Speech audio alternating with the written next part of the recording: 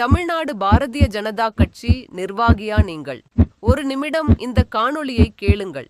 நமது தேசிய மாநில மாவட்ட மண்டல தலைமையின் வழிகாட்டல் என்று கூறி தேவையில்லாமல் பணம் நேரம் உழைப்பை கட்சிக்காக செலவிடுபவரா நீங்கள்?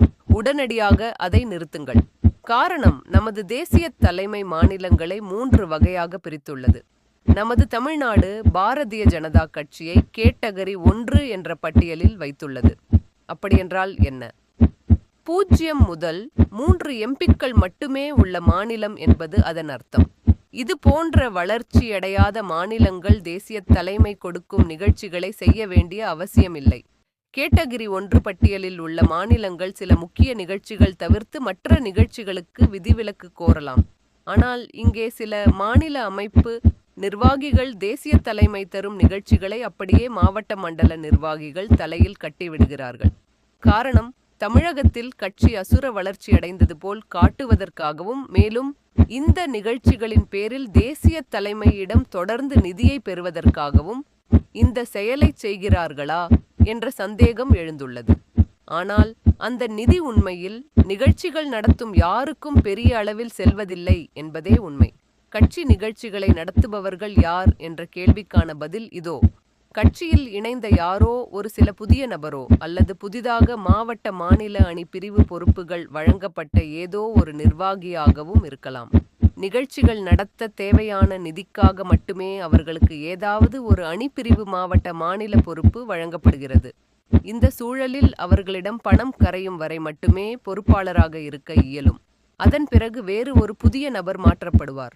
ஏனெனில் இங்கே நிகழ்ச்சிகளை நடத்த தேவையான நிதிக்காக மட்டுமே நிர்வாகிகளை நியமிக்கிறார்கள். இது குறித்து கேள்வி எழுப்பினால், தேசத்திற்காக நாம் உழைக்கிறோம், தேசம்தான் முக்கியம், பாரத் மாதா கி ஜே என்ற வார்த்தைகளை கூறி அனுப்பிவிடுவார்கள். சரி, தேசப்பணி செய்பவர்கள் ஏன் இவ்வளவு காஸ்ட்லியாக ஏன் கட்சி நடத்த வேண்டும்? டிஜிட்டல் இந்தியா உருவாக்க அயராது பாடுபடும் நமது கட்சி தலைவர்களை தொலைக்காட்சி ஊடகங்கள் மூலம் ஏன் மக்களுக்கு கருத்து சொல்லக்கூடாது? கோடி ரூபாய் செலவு செய்து கூட்டங்கள் நடத்திதான் கருத்து சொல்ல வேண்டுமா என கேட்டால், அரசியலில் இதெல்லாம் சகஜம் என்பார்கள்.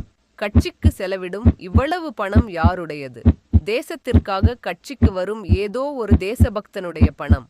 சில திருடர் கூட்டமும் கட்சியில் உள்ளது. அவர்கள் கட்சிக்கு எதுவும் செய்வதில்லை, ஆனால் வருமானம் மட்டுமே பார்க்கிறார்கள். அதில் சிலர் திமுகவின் கைக்கூலியாகவும் இருந்து கொண்டு உண்மையான கட்சி நிர்வாகிகளை காட்டிக் கொடுக்கும் பணிகளை செய்கிறார்கள். சிலர் திமுகவினருக்கு ஆதரவாக தேர்தலில் செயல்படுவதும், அதற்கு கைமாறாக திமுகவினர் இவர்களுக்கு ஆதரவாக மற்றொரு தேர்தலில் செயல்படுவதும் கொடுமையின் உச்சம். ஆனால் இது போன்ற திருடர் கூட்டம் கட்சியில் வெறும் 10% மட்டுமே. மீதமுள்ள 90% தேசத்திற்காக கட்சியில் உழைக்கும் ஐயோ பாவம் நபர்கள். அவர்களை தான் கட்சி முக்கியம், தேசம் முக்கியம் என்ற பெயரில் ஒரு கூட்டம் ஏமாற்றுகிறது. அவர்களும் கட்சிக்காக உழைக்கிறோம், தேசத்திற்காக உழைக்கிறோம் என்று ஏமாறுகிறார்கள். சரி, அவர்கள் கூறியபடியே கட்சிக்காகவும் தேசத்திற்காகவும் நாம் பணம் செலவு செய்கிறோம் என வைத்துக்கொண்டாலும் அதனால் என்ன பிரயோஜனம்?